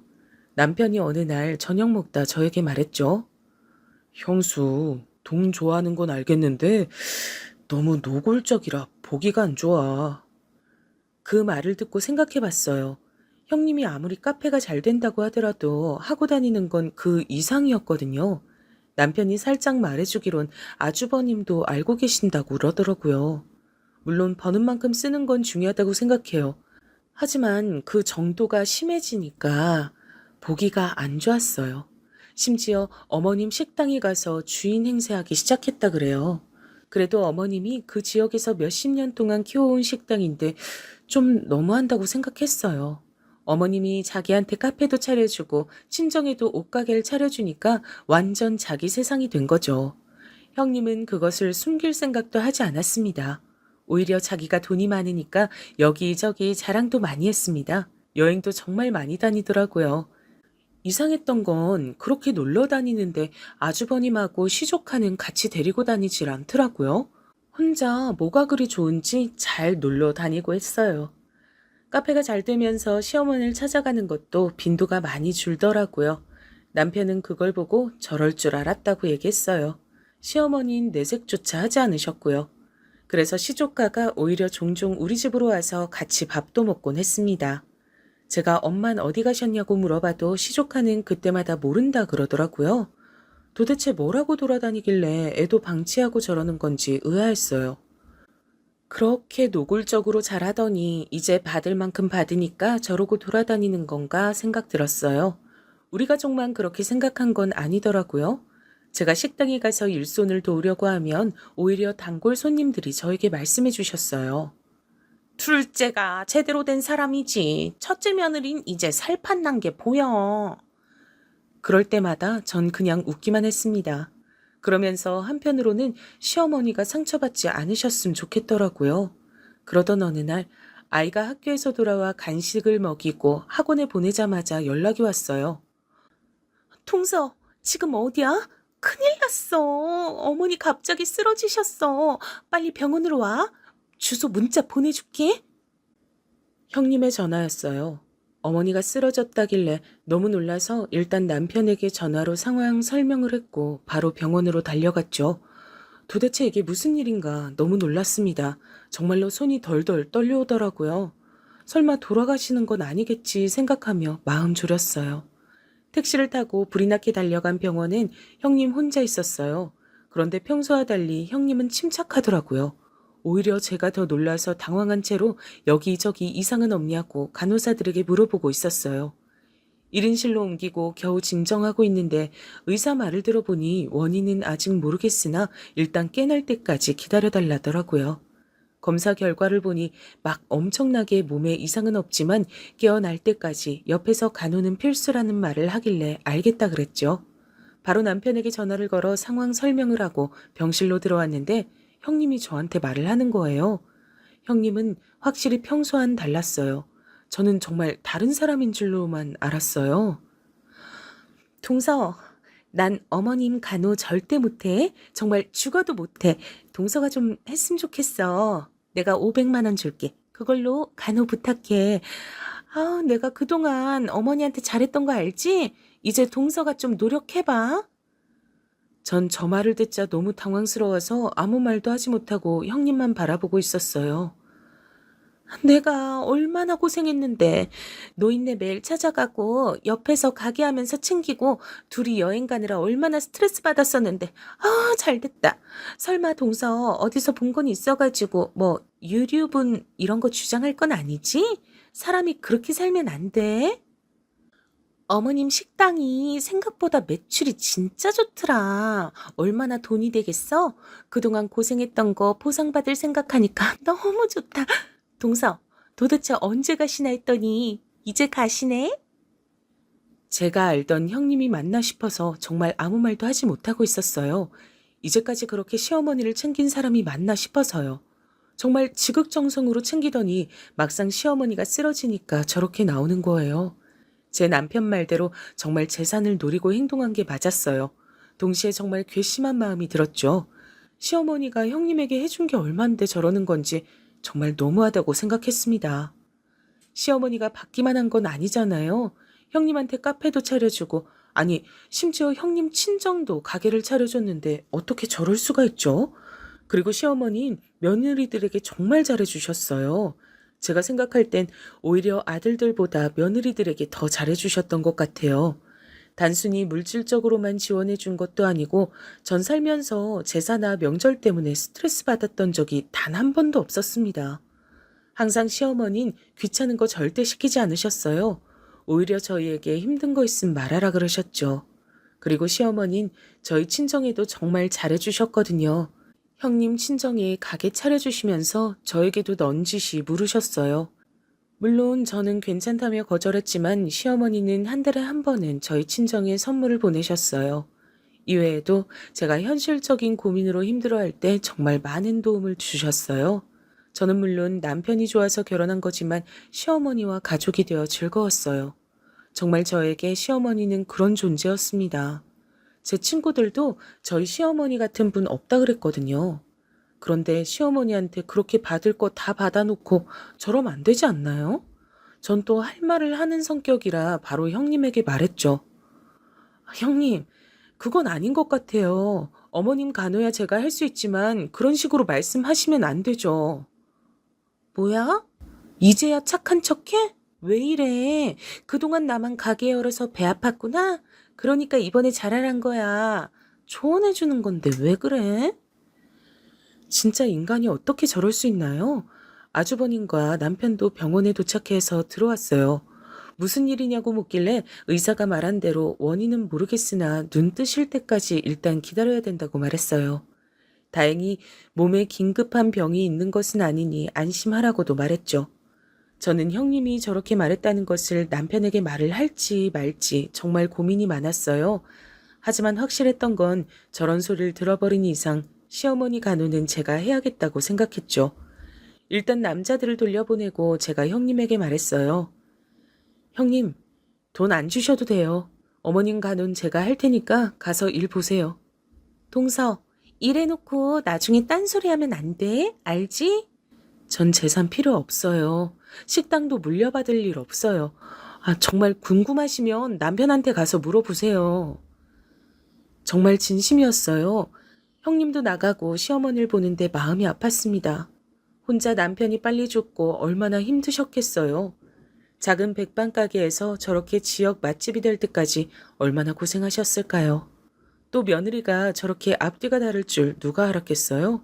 그것도 모르고 카페까지 차려주고 며느리 친정에까지 가게를 차려주셨으니 정말 저는 시어머니가 안쓰러웠어요. 지금의 그런 호탕하신 성격도 어쩌면 혼자 힘들게 사셨으니 만들어진 성격이라고 저는 생각해요.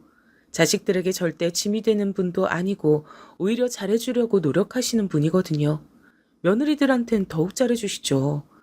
형님이 저렇게 뒤통수를 치다니 제가 더 화가 나서 온몸이 부들거리더라고요. 남편에게 말하진 않았어요. 왜냐면 그냥 저 혼자 알고 싶었어요. 형님이 저렇게 앞뒤 다르단 걸 남편도 어느 정도 눈치채고 있었으니 굳이 나서진 않았습니다. 그러면서 저는 시어머니가 그냥 이 사실을 모르셨다면 좋겠다고 생각했어요. 그리고 시어머니는 무슨 병이 있으셔서 쓰러진 게 아니고 정말 원인 불명의 의식이 없으신 상태셨어요. 그래서 얼핏 보면 주무시는 것 같았죠.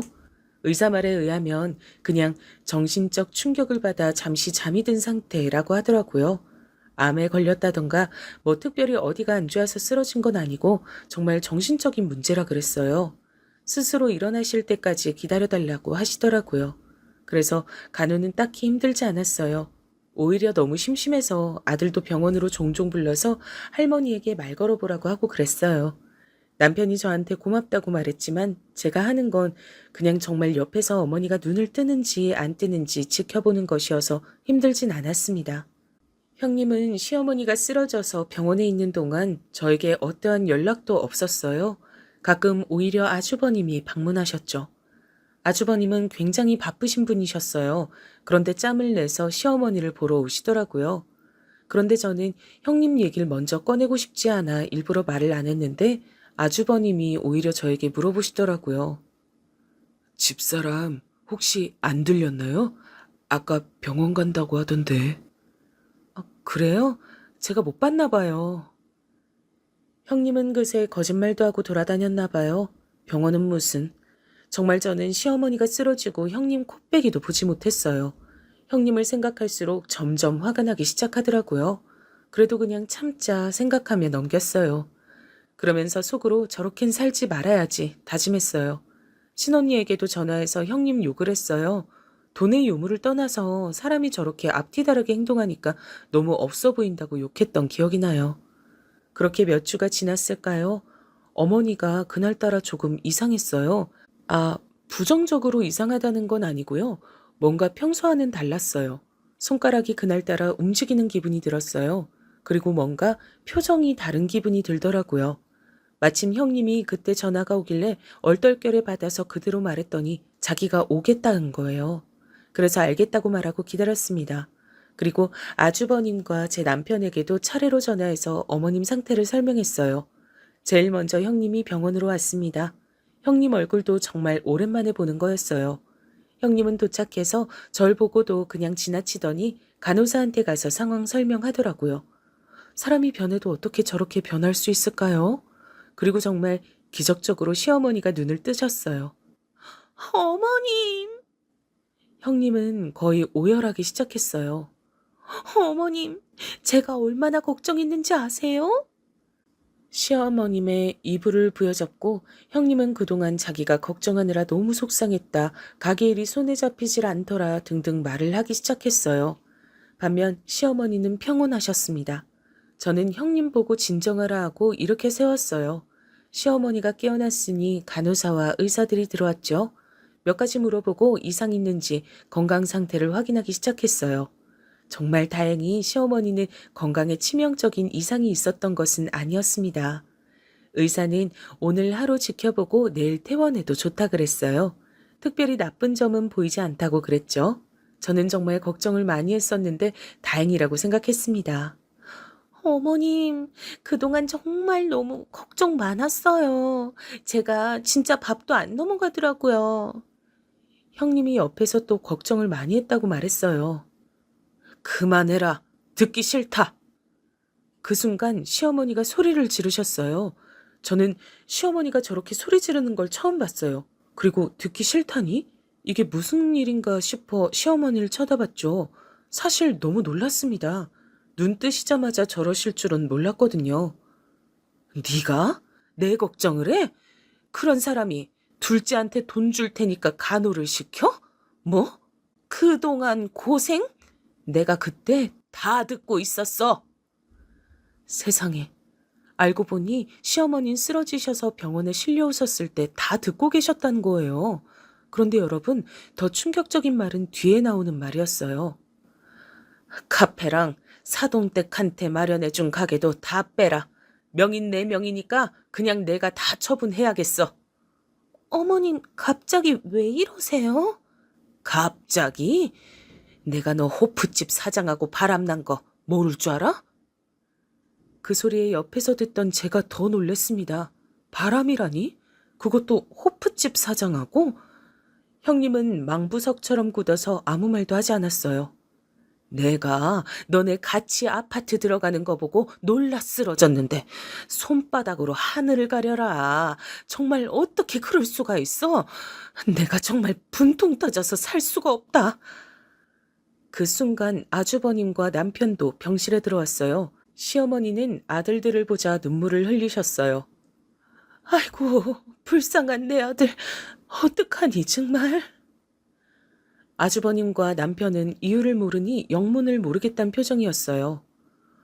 어쩌다 저런 여우 같은 여자한테 걸렸어. 돈 좋아하는 건 알고 있었는데 바람이 나다니. 정말 이게 무슨 일이냐? 그냥 돈만 좋아하는 거면 누가 뭐라고 하니? 세상에 호프집 사장하고 바람이 났댄다. 시어머니는 저희가 다 같이 있는 곳에서 형님이 불륜했다고 말씀하셨어요. 아주버님은 정말 모르고 계셨는지 형님에게 묻더라고요. 형님은 처음엔 절대 아니라고 했어요. 무슨 소리냐고 자기는 너무 당황스럽다고 하더라고요. 어머님, 어떻게 저한테 그러세요? 제가 이제까지 어머님께 잘했던 거 어머님이 더 잘 아시지 않으세요? 갑자기 불륜이라뇨. 네가 옆 가게 사장이랑 여기저기 다닌 거 내가 모를 줄 알았어? 내가 한두 번 그런 소리를 들은 게 아니야. 네, 알고 보니 형님은 옆 호프집 가게 사장과 바람이 났더라고요. 시어머니 가게가 워낙 지역에서 유명하다고 했잖아요. 그러다 보니 지역 어딜 가도 시어머니를 알고 계셨어요. 그 가게에 매일같이 드나드는 형님도 당연히 사람들이 알고 있었고요. 그런데 겁도 없이 바로 옆 가게 사장하고 바람이 났던 거예요. 게다가 형님이 그 지역 토박이라 형님도 모르는 사람이 없었는데요. 당연히 손님분들이 여기저기서 목격하고 그걸 시어머니한테 전달한 거예요. 형님은 인정하지 않았습니다. 오히려 증거 있냐고 막 울면서 소리를 지르기 시작했어요. 그러자 시어머님 말씀하셨죠. 내가 두 눈으로 똑똑히 봤다니까. 니네 같이 아파트 들어가는 거. 알고 보니까 지역 주민들이 형님과 옆 가게 사장이 둘이 붙어 다니는 걸 보고 사진을 찍어 시어머니에게 보냈더라고요. 식당이 워낙 오래되다 보니 단골 손님도 매우 많았거든요. 형님은 카페로 번 돈으로 두 집 살림을 하고 있었다고 해요. 정말 간도 크게 같은 지역 안에서 아파트를 새로 얻어서 살고 있었대요. 그걸 본 사람이 한둘도 아니고요. 워낙 어머님이 식당도 크게 하셨고 형님은 바로 옆에서 카페를 운영하고 있었으니 당연히 사람들 눈에 띄었던 것 같아요.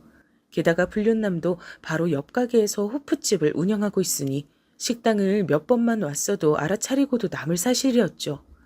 바람도 정말 통 크게 하고 있더라고요. 알고 보니 형님은 혼자 여행을 다녔던 게 아니었어요. 불륜남과 함께 다녔더라고요. 어쩐지 이제야 시조카가 왜 혼자 있었는지 알게 됐습니다. 다 알고 나니까 모든 퍼즐이 맞춰지기 시작했어요. 이걸 옆에서 사람들이 보다 못해서 작정하고 시어머니에게 알렸다고 하더라고요. 나중에 이렇게 발뺌할까봐 사진도 몇 장이나 찍어냈다고 하더라고요. 아니, 사실 사진까지 갈 필요도 없이 그 아파트에 들어가기만 해도 발각될 사실이었어요. 그 소리를 듣고 시어머니도 긴가민가해서 직접 아파트로 갔고 거기서 형님과 호프집 사장을 보았다고 해요. 충격을 받은 시어머니는 그대로 쓰러지셨죠.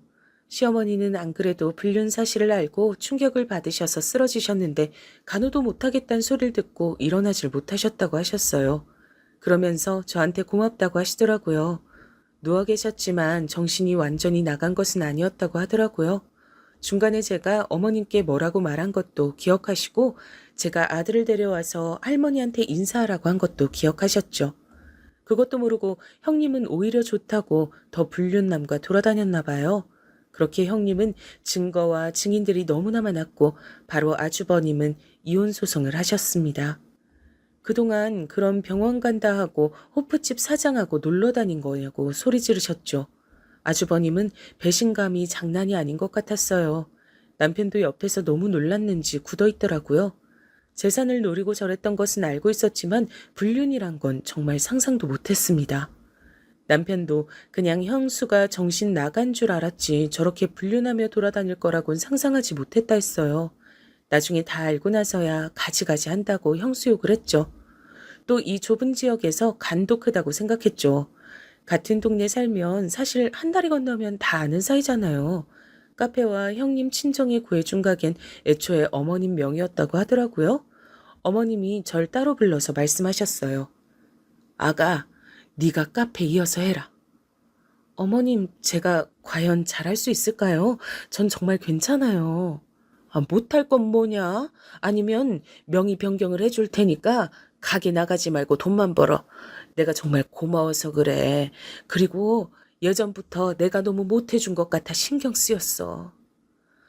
어머님은 형님이 하던 카페를 저에게 주었어요. 사실 얼떨결에 운행하게 된 거라 아직 많이 부족해요. 제가 직접 나가서 뭘 하진 않고 문만 여닫고 있습니다. 아무것도 모르고 시작했지만 그래도 나름 즐기면서 사는 중이랍니다. 형님은 어떻게 됐냐고요? 그대로 이혼당했어요. 가게는 당연히 뺏겼죠. 사실 형님 사돈 쪽에서 식당에 찾아와서 행패도 부리고 그랬습니다. 가게를 줬다 뺏는 게 어딨냐고 막 따지기 시작했죠. 그런데 그런 소린 바람 피운 자기 딸한테 뭐라 해야 하는 거 아닐까요? 정말 콩 심은 데 콩 난다는 말이 이런 말이구나 싶었어요. 형님은 끝까지 자기 잘못이 없다고 했대요. 저도 남편한테 들은 건데 오히려 법원에서 자기가 피해자라고 했다고 하더라고요. 혼자 시어머니 부양하느라 힘들었다고 말도 안 되는 소리도 하고 막 이대로 당할 수는 없다고 오열하기도 했대요. 사람이 양심이 없어도 너무 없는 거 아닌가요? 시어머니 부양이라니. 전 그 말을 듣고 너무 어이가 없어서 웃었어요. 오히려 시어머니가 저희에게 지원을 너무 많이 해주셔서 문제가 되지 않을까 걱정은 했어도 혼자 부양하느라 힘들었다뇨. 그런 사람이 카페도 받고 친정 가게도 차려달라고 하나요? 또 이것도 나중에 알고 보니 시어머니가 쓰러져서 병원에 계실 때 식당에서 자기가 사장인 것처럼 행동해서 직원들 불만도 매우 많았다고 해요. 시어머니는 직원들에게 절대 막대하지 않았는데 형님은 막 이것저것 시키고 그래서 직원들끼리 만약 형님이 사장이 된다면 그만둘 생각도 하고 있었다고 해요. 시어머니가 쓰러지시기 전부터 형님이 그런 낌새가 보이긴 했지만 시어머니가 쓰러지고 나선 더 심해졌다고 그러더라고요. 그러면서 노골적으로 티를 내기도 했었대요. 이 가게 이제 내 거니까 뭐. 이런 말도 서슴없이 하고 했다 그래요. 정말 사람이 양심이 없어도 너무 없어요. 또 공판에서 들은 내용으론 애초에 시어머니한테 잘했던 이유도 재산을 받아서 바람난 남자와 둘이 살려고 했다고 하더라고요. 일부러 카페도 그래서 그 사장 옆에 얻은 거였죠. 둘이 원래부터 알던 사이라고 했고요. 형님은 그 지역 토박이었고 그 남자도 토박이었대요. 어렸을 때부터 아예 아주버님과 결혼하기 전부터 알던 사이라고 하더라고요. 그리고 정말 충격적이었던 사실은 그냥 결혼 자체가 돈 보고 결혼한 거라고 하더라고요. 어릴 때부터 그 지역에서 자란 토박이잖아요. 작은 백반집이 점점 잘 되다 보니까 그걸 보고 있다가 아주버님한테 다가가서 계획적으로 결혼을 했다고 하더라고요. 애초에 사기 결혼이었던 거예요. 재산을 노리고 한 결혼이니 그렇게 시어머님한테 잘했던 거고요. 이 사실은 놀랍게도 불륜남의 입에서 나온 사실이에요. 형님은 불륜남을 만날 때마다 내가 꼭 저 식당 차지하고 말 거라 이렇게 말했대요. 그리고 형님 친정도 다 한 통속이었다고 해요. 그래서 옷가게도 얻어내고 이미 다 딸이 계획적으로 접근했다는 사실을 알고 있었대요. 어쩐지 모든 사실이 다 밝혀졌는데도 당황한 티가 하나도 없더라고요. 다 한 통속이었던 거죠. 이 사실도 저 남자가 양심 고백을 해서 모두가 알게 되었죠. 자기도 그냥 처음엔 가볍게 생각했었는데 날이 갈수록 형님의 행패가 심해지니까 감당하기 힘들었다고 그렇게 고백했다네요. 그리고 여러분, 정말 제일 충격적이었던 게 뭔지 아세요? 알고 보니 형님은 저 불륜남과 애도 가졌다고 해요. 이것도 저 남자의 입에서 나왔어요. 남편은 애초에 형님이 아주버님과 사랑으로 결혼한 게 아니고 계획적으로 접근했던 거니까 놀랍지도 않다던데 저는 정말 충격받았어요. 시어머니 돈으로 가게도 열고 그렇게 사치 부리면서 살다가 아이까지 가지다니 정말 이건 너무하지 않나요? 그래도 세상에 거짓은 없다더니 이게 다 들통이 났네요. 남의 돈으로 그렇게 행복하게 자기 하고 싶은 거 다 하고 살더니 잘 됐다 싶었어요. 저러니 시어머니가 쓰러졌던 사실이 형님에겐 얼마나 큰 행복이었겠나요? 형님의 계획은 시어머니가 저렇게 쓰러지면 식당도 카페도 자기 것이 확실히 되는 거고 그럼 그 큰 돈을 가진 채로 아이 낳고 불륜남과 살 예정이었나 봐요. 재산을 받고 이혼하고 싶었기 때문에 그때를 기다린 것 같았어요. 하지만 다행히 시어머니가 그 사실을 알게 됐고 그렇게 형님은 재산도 받지 못하고 이혼당해서 지역 자체를 떠나게 됐죠. 더 이상 살 수가 없죠 뭐. 어딜 가도 다 아는 사람들이었으니까요. 이 사건 이후로 저도 한동안은 돌아다니면서 질문 받느라 너무 힘들었어요. 그래도 저는 당당하니까 잘 돌아다녔죠. 하지만 어딜 가도 우리 집 얘기가 나오니 힘들긴 했어요. 제가 힘들어하니까 오히려 시어머니는 저를 위로해 줬어요. 아가, 다 무시해라. 정말 저희 시어머니 대인배 아닌가요? 그리고 형님은 저 불륜남과도 관계가 아예 끝났다 그래요. 그렇게 요란하게 불륜하더니 나중엔 서로 탓하며 공방에서 싸웠다 하더라고요. 지금은 형님이 어디서 뭐라고 사는지도 모르겠네요. 애초에 궁금하지도 않지만 정말 흔적도 없이 사라졌어요. 아이를 낳았는지 말았는지도 몰라요. 아주버님도 저희 볼 면목이 없다고 식당은 남편 보고 받으라고 했다고 하더라고요. 사실 아주버님은 충격을 많이 받으셨어요. 결혼 자체가 계획적이었단 사실을 알게 되니 당연히 그럴 것 같아요. 아무리 아주버님이 묻어나셔도 사기 결혼은 충격이죠. 그래서 남편과 아주버님을 일부러 많이 찾아갔어요. 사람을 좀 만나야 나아질 것 같았죠. 아주버님은 초반에는 아주 정신이 아프셨는데 점점 나아지셨습니다. 오히려 시어머니보다 아주버님이 충격을 많이 받으셨습니다. 하긴 저라도 남편이 저와의 결혼 목적이 돈 때문이라고 하면 정말 충격받을 것 같아요. 물론 제 친정이 부자가 아니지만요. 시조카는 당연히 아주버님이 키우고 있어요.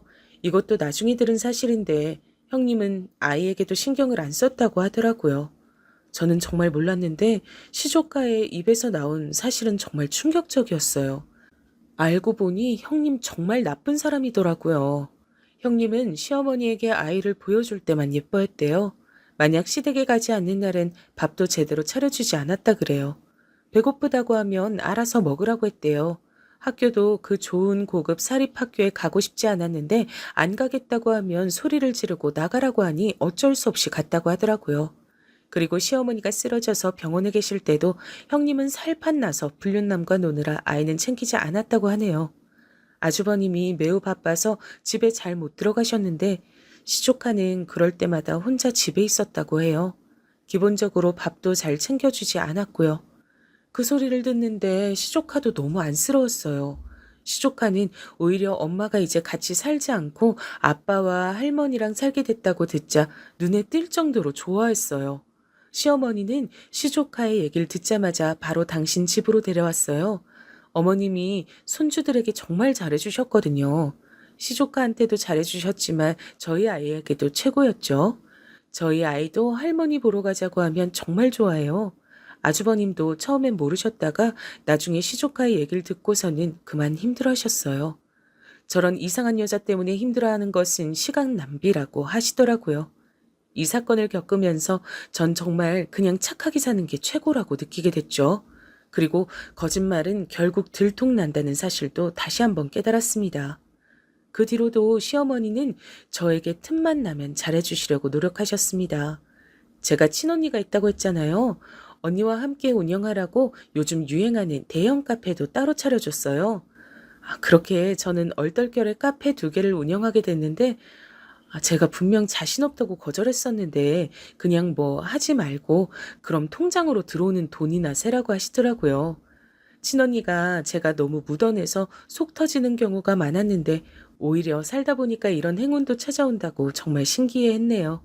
저는 정말 가만히 있다가 요즘 예상치 못한 돈벌이에 신이 나요. 남편이 나쁘게 살면 다 저렇게 된다고 하는데 그 말이 맞는 것 같습니다. 그리고 시어머니의 식당은 저희 부부도 물려받지 않으려고요. 시어머니에게 날 잡고 진지하게 말씀드렸어요. 어머님, 그 작은 백반집부터 시작하셔서 정말 고생 많으셨어요. 오로지 어머님의 손에서 탄생한 가게니까 끝까지 어머님이 책임져 주세요. 나중에 할 만큼 하셨다는 생각 들면 저희 좋은 추억으로 폐업하기로 해요. 저희가 이렇게 말씀을 전하자 시어머니는 우셨습니다. 그렇게 강해 보이던 시어머니가 우시니까 저도 눈물이 나더라고요. 둘이 그래서 부둥켜 안고 울었어요. 그리고 저는 사실 한편으론 시어머니가 안쓰럽더라고요. 아들들하고 며느리들과 손자들에게 그렇게 잘해주시는 분인데 그걸 나쁜 마음으로 형님이 이용한 거잖아요. 안 그래도 남편을 일찍 여의시고 정말 고생하셨을 텐데 말이에요. 작은 식당에서 저렇게 지역 명소가 되기까지 얼마나 마음고생을 하셨겠어요. 그래도 힘든 티 절대 안 내시고 저희를 항상 더 챙겨주시려고 노력하셨거든요. 저는 시어머니가 싫은 소리를 하는 것을 본 적이 없어요. 오히려 더 잘해주지 못해 안달이신 분이세요.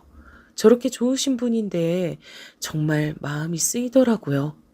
저도 배신을 당해본 적은 없지만 상상만으로도 가슴이 찢어집니다. 그것도 저렇게 노골적으로 티가 나게 잘해주다가 배신당한 거니 시어머니 속이 말이 아닐 것 같았어요. 그래서 저도 제가 마음에서 우러나와서 시어머니에게 더 잘하려고 노력하고 있습니다. 형님처럼 목적을 가지고 잘하는 것이 아니고 정말 우리 시어머니 너무 좋으신 분이니까 제가 하고 싶어서 그러는 거예요. 그리고 워낙 제 성격이 내성적이라 형님처럼은 못해요. 그냥 평소보다 연락 한 번 더 드리고 얼굴 한 번 더 찾아뵙고 하는 거죠. 남편도 제가 시어머니에게 잘하니까 제 친정에 더 잘하더라고요. 그걸 보면 제가 더 잘하고 그런 선순환이 계속됐어요. 결혼 생활이란 게 서로 이렇게 최선을 다하면 좋은 결과를 가져오는 것 같아요. 그리고 과유불급이라고 하잖아요. 형님도 돈 때문에 그랬던 건데 전 앞으로도 이렇게 욕심내지 않고 그냥 제 현재에 만족하면서 살아가려 해요. 남편과 아들과 행복하게 살고 있고 시어머니와도 형님이 없어지니 더욱 사이가 좋아졌습니다. 중간에서 튀는 사람이 없으니 오히려 편해지더라고요. 시어머니도 오히려 형님이 나가니까 편안해지셨대요. 제가 조심스럽지만 천천히 다가가는 게 너무 보기 좋다고 어찌나 칭찬하시던지요. 저는 오히려 그렇게 칭찬해 주시니 몸둘 바를 모르겠더라고요. 이렇게 우리 가족에게 중간에 살짝 시련이 있었지만 결과만 보면 저희 정말 행복해졌어요. 서로 진심을 알게 되니까 예전보다 훨씬 분위기도 유해졌고요. 이제 살면서 큰 걱정 없이 살 수 있을 것 같습니다. 이제까지 제 얘기 들어주셔서 감사합니다. 날씨가 이제 많이 기온이 올라갔어요. 더운데 건강 관리 잘 하시고 행복하세요. 감사합니다.